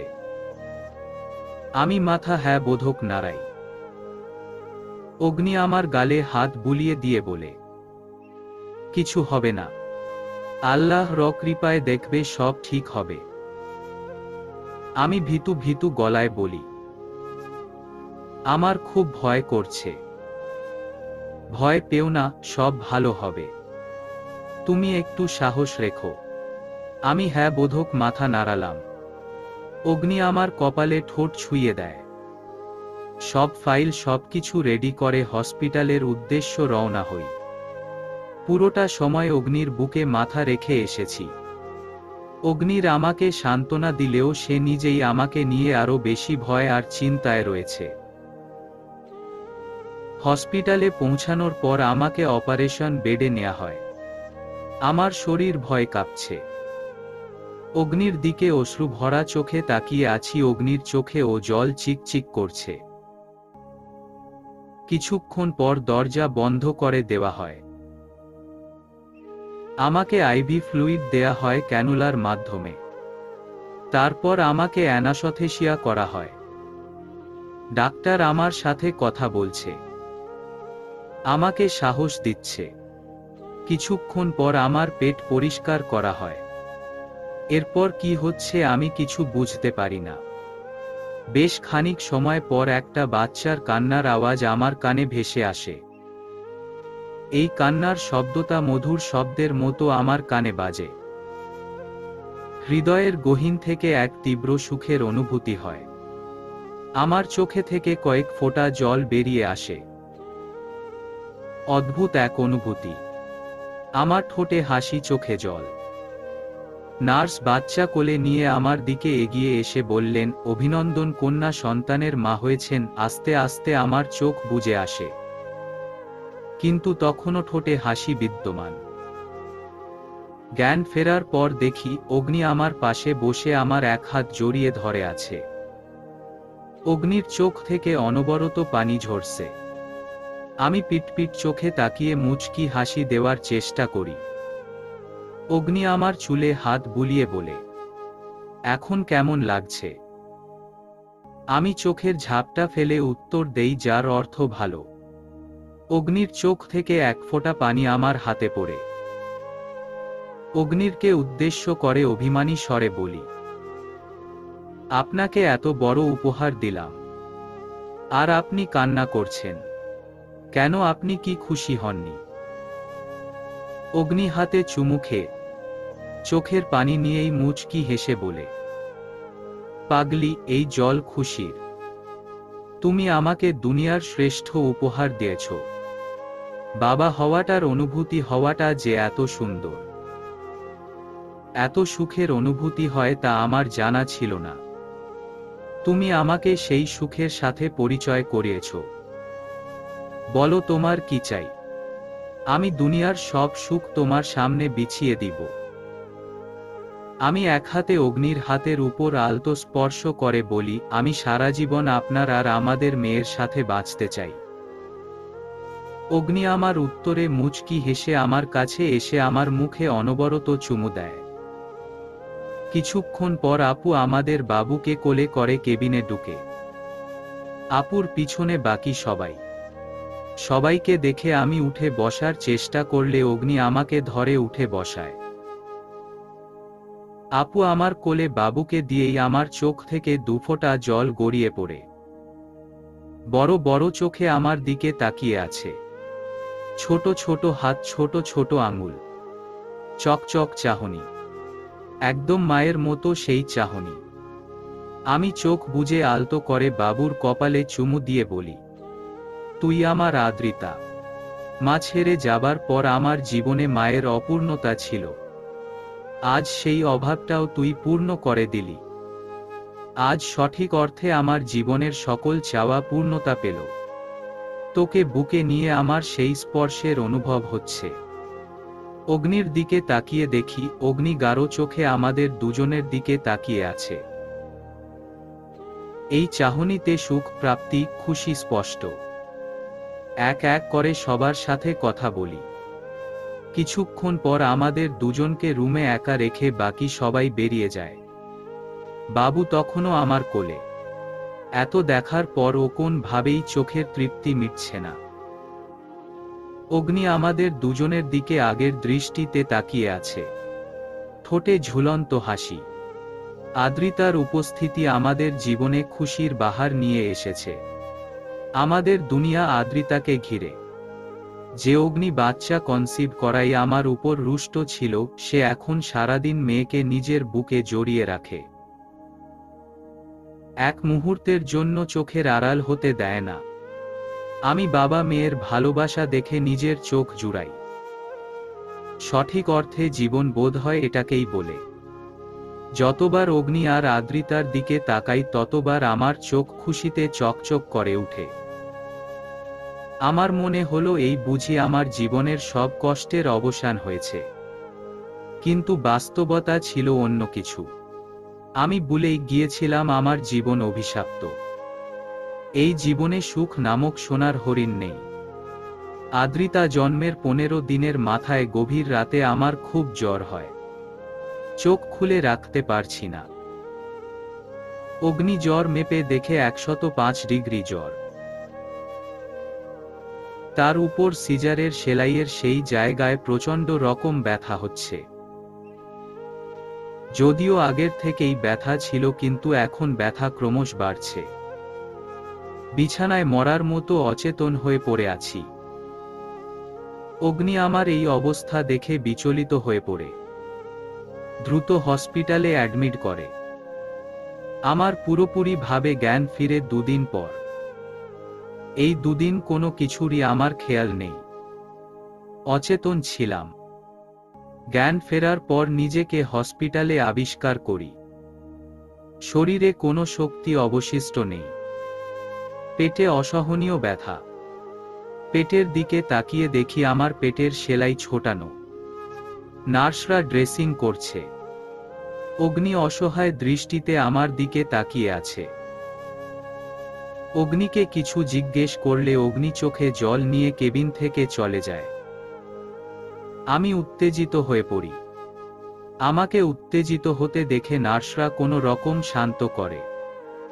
আমি শান্ত হয়ে উনাদের জিজ্ঞেস করতেই জানতে পারি আমার সিজারিয়ানের সময় পর্দা সেলাইয়ের মাঝে একটা ভুলবশত করা হয়নি। আর আদ্রিতা গর্ভে থাকাকালীন সময়ে হঠাৎ ওজন বেড়ে যাওয়ায় ডায়াবেটিস হয়, যার কারণে ভিতরের গা শুকায়নি, ইনফেকশন হয়ে পচন ধরে গেছে। অবস্থা খুব বেশি ক্রিটিক্যাল। কিছু বলা যাচ্ছে না। সব শুনে আমি থম মেরে আছি। ডক্টরদের সামান্য ভুলের জন্য আমার জীবনে মৃত্যুর পথে। আমি অনুভূতি শূন্য হয়ে গেছি। এমটাই কি আমার সাথে হওয়ার ছিল? আমার মেয়ের ভাগ্যে কি আমার মতো হবে? মাতৃহীন সারা জীবন কাটাতে হবে। এই মুহূর্তে আমার মেয়েটাকে খুব দেখতে ইচ্ছে করছে। কত স্বপ্ন সাজিয়েছিলাম, আদৌ কি তা পূর্ণ হবে? নার্সরা যাওয়ার সময় বলে দেই আমার বাড়ির লোকেদের ভিতরে পাঠাতে। কিছুক্ষণ পর আপু আদ্রিতাকে কোলে করে ভিতরে আসে। আমার একদম পাশ ঘেঁষে বসে। আপুর চোখ ফুলে লাল হয়ে আছে। নিশ্চিত কান্না করেছে। আমি নিজেকে খুব শক্ত করার চেষ্টা চালাচ্ছি। আমি শক্ত গলায় বলি, আপু আদ্রিকে একটু আমার কাছে আনো।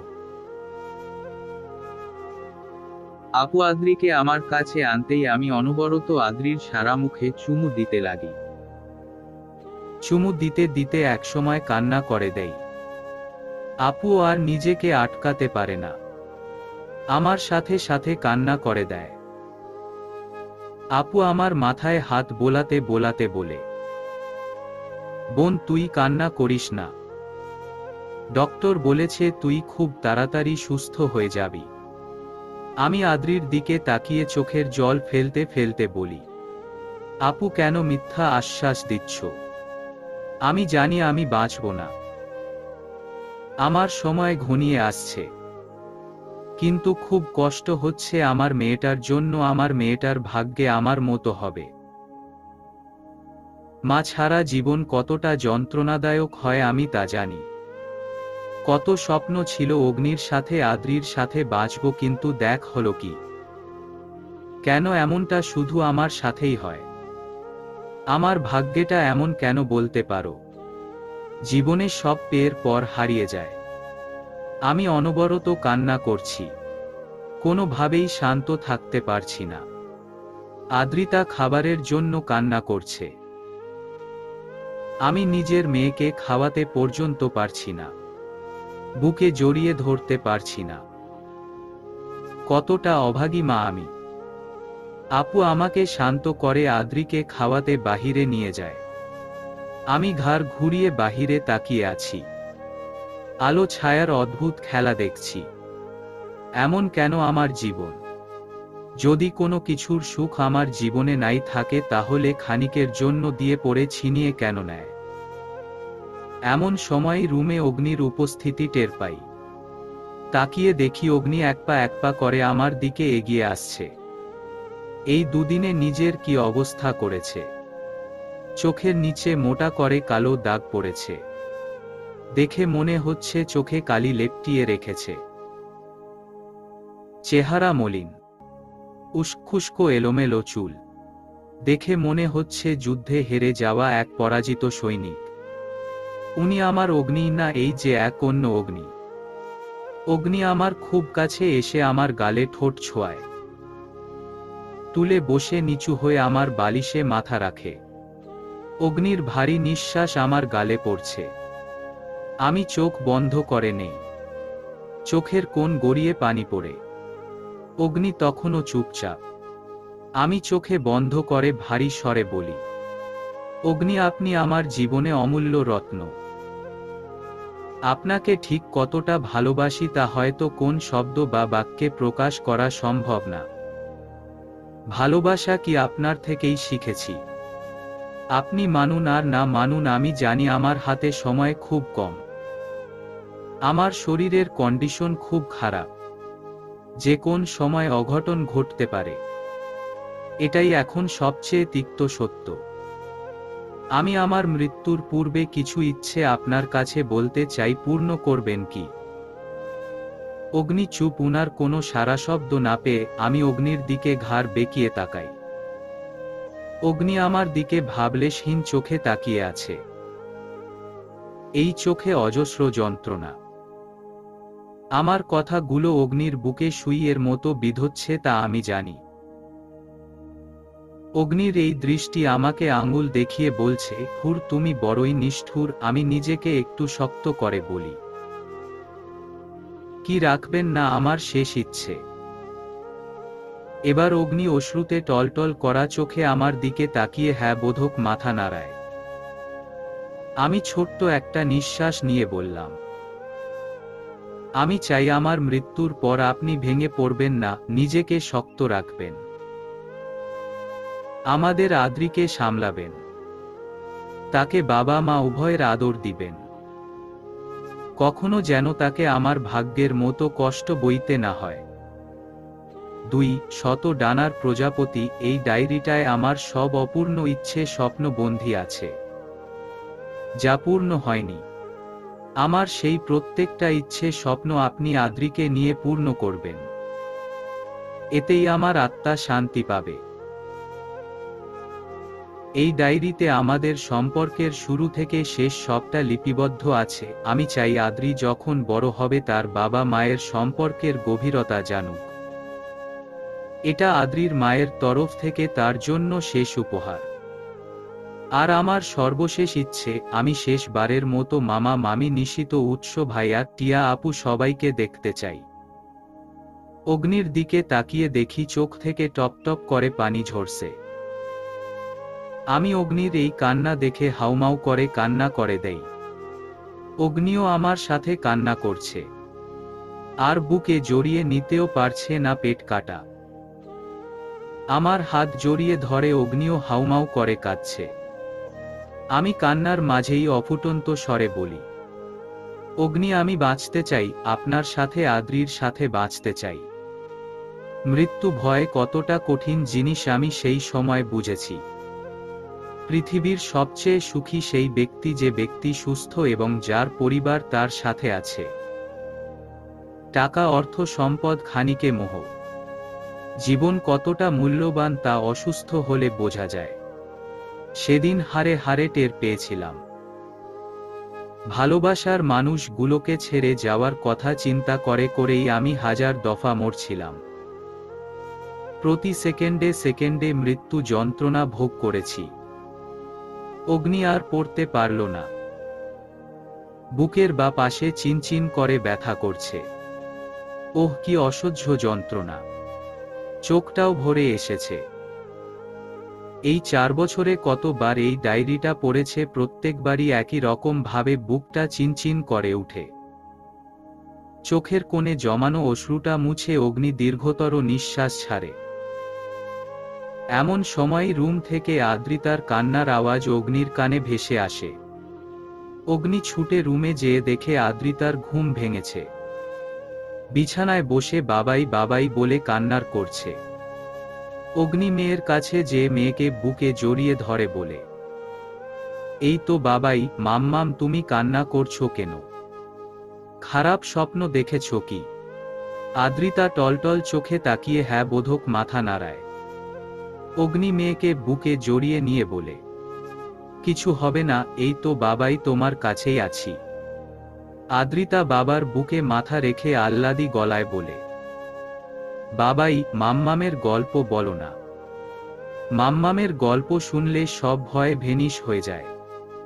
বাবাই, মাম্মাম দেখতে কেমন? অগ্নি মেয়ের মাথায় চুমু খেয়ে মুচকি হেসে বলে, তোমার মাম্মাম একদম পরীদের মতো। যখন প্রথমবার তোমার মাম্মাকে দেখি মনে হচ্ছিল পরীদের দুনিয়া থেকে এসেছে। এতটা সুন্দর তোমার মাম্মাম, একদম আমার এই প্রিন্সেসের মতো। আদ্রিতা বাবার মুখে নিজের প্রশংসা শুনে খুশিতে লাফিয়ে উঠে। কিছু একটা ভেবে আমার বলে, বাবাই, কাল আমার বার্থডে, আমরা মাম্মামের কাছে যাব তো?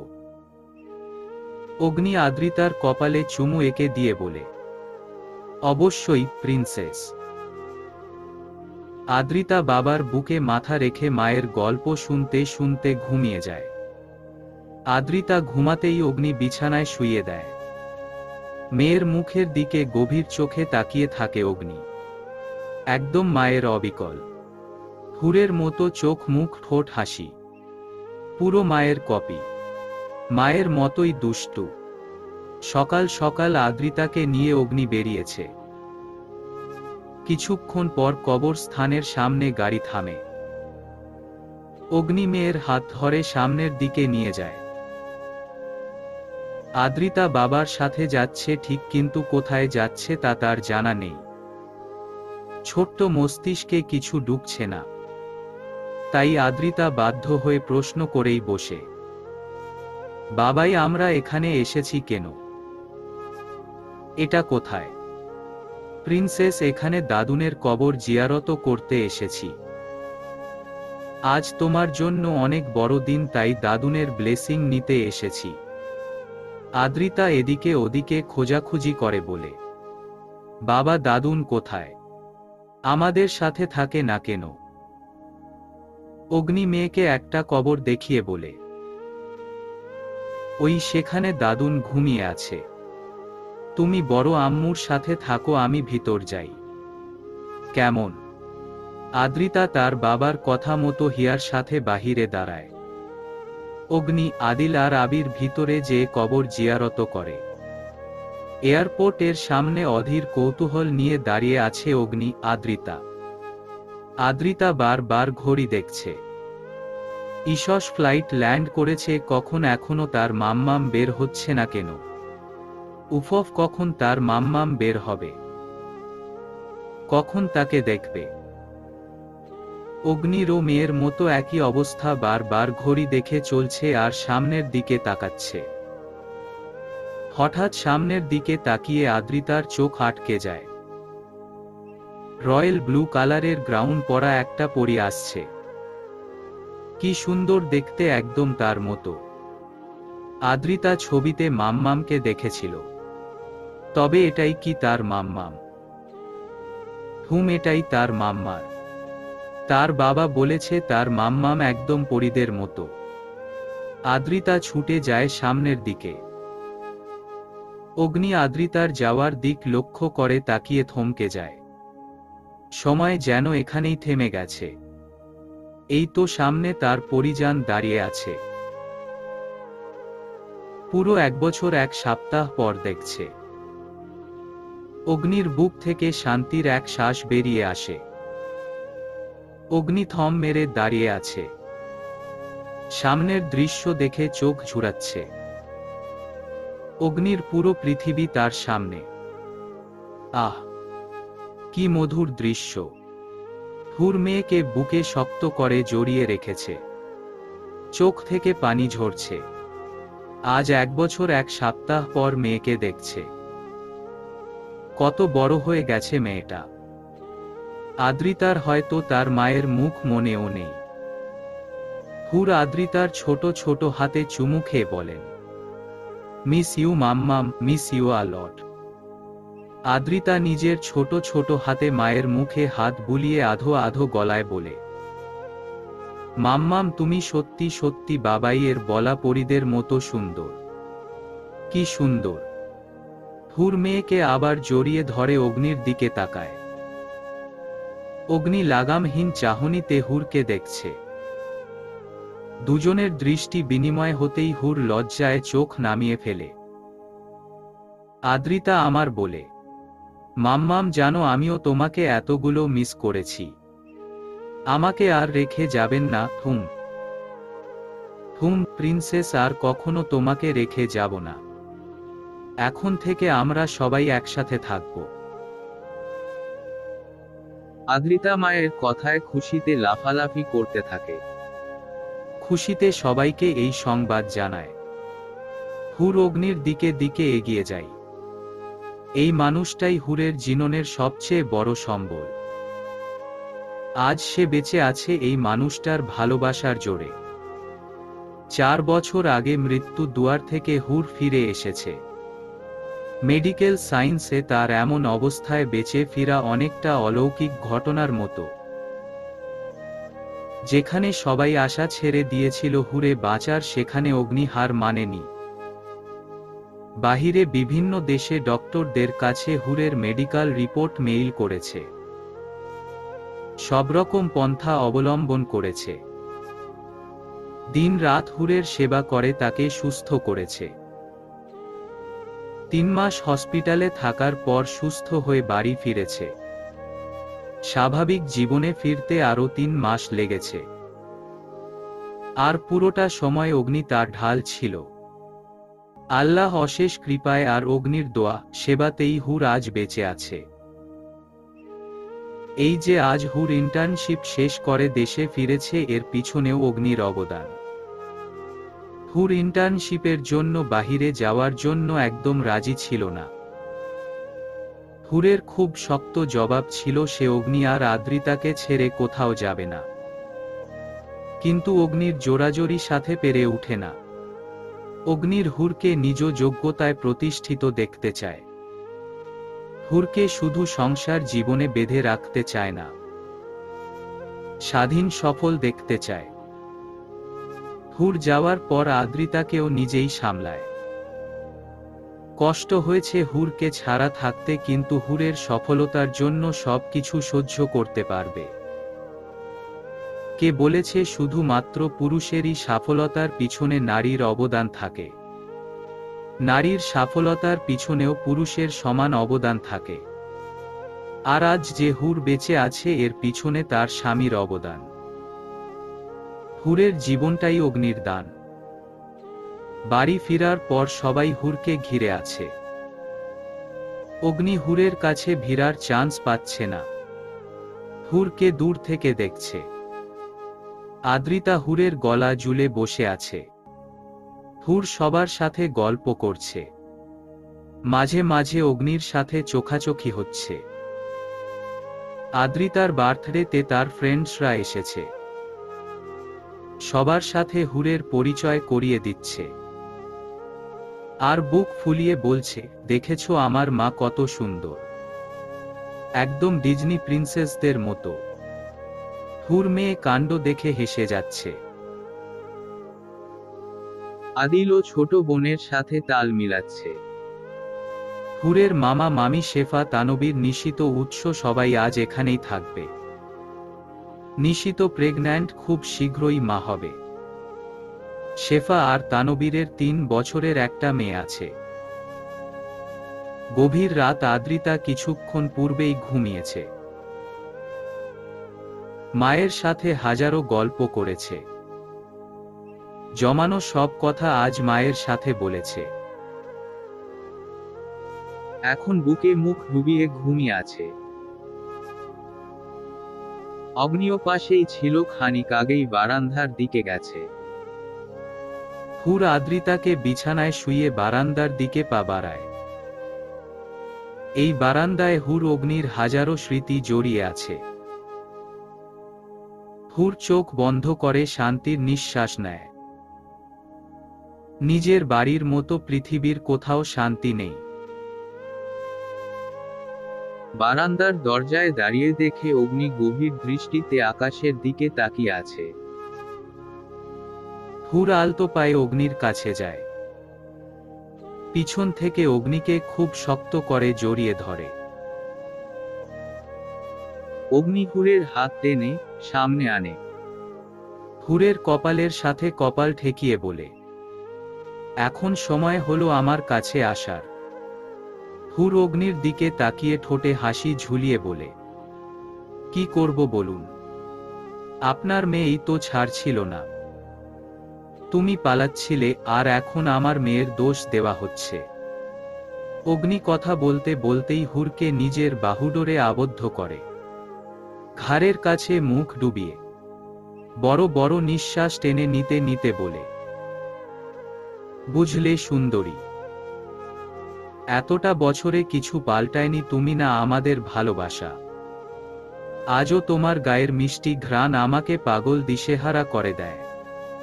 আজও আমি তোমার প্রেমেতে অন্ধ। দিন দিন তোমার সৌন্দর্য বাড়ছে আর আমাকে আরো বেশি পাগল করছে। হুর লজ্জায় মিলিয়ে যাচ্ছে। এখনো অগ্নির কাছে আসলে সেই প্রথমবারের মতো অনুভূতি হয়। গা ঠকঠক করে কাঁপে।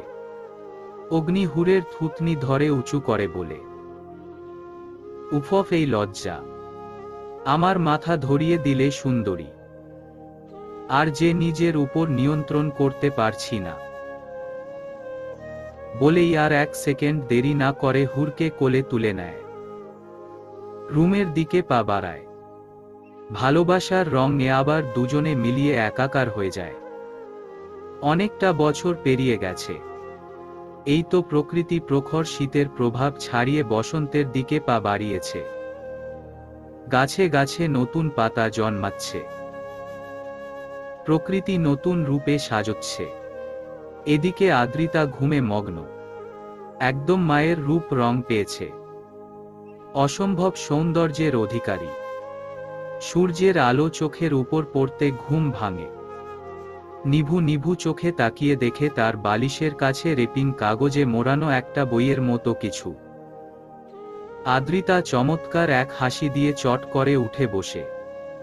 ক্যালেন্ডারের দিকে তাকিয়ে দেখে ডেটটা মার্ক করা। আজ তো তার 18তম জন্মদিন। সে ভুলেই গিয়েছিল। তাড়াতাড়ি করে রেপিং কাগজ ছাড়িয়ে দেখে। উপরে লিখা, শত ডানার প্রজাপতি, এটা তো তার মায়ের ডায়েরি, যার প্রতি তার কৌতূহল সেই ছোট থেকে। সাথেই একটা ছোট চিরকুট। শুভ জন্মদিন মাই প্রিন্সেস। আমি জানি তোমার খুব কৌতূহল এই ডায়েরিটা নিয়ে। আমি বলেছিলাম এটা তোমার 18তম জন্মদিনের গিফট। আজ তুমি 18তে পা দিয়েছ।